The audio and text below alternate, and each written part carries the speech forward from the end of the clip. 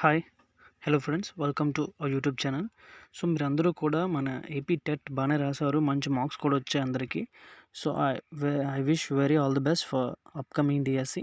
So, మీరు చేయవలసిందేంటంటే high court అనేది 4 వారాల గడువైతే ప్రభుత్వంకి డీఎస్‌సీ కండక్ట్ చేయడానికి ఇవ్వమని ఆదేశాలు జారీ చేసింది. అయితే ప్రభుత్వం ఇవ్వడం, ఇవ్వకపోవడం అనేది ప్రభుత్వ నిర్ణయం.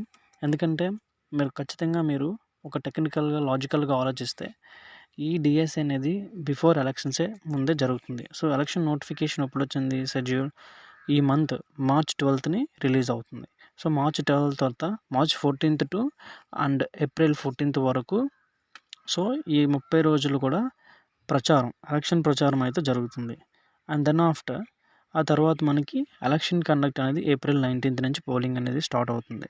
అలాగే మే 22కి కౌంటింగ్ అనేది స్టార్ట్ అవుతుంది. అంటే ఏప్రిల్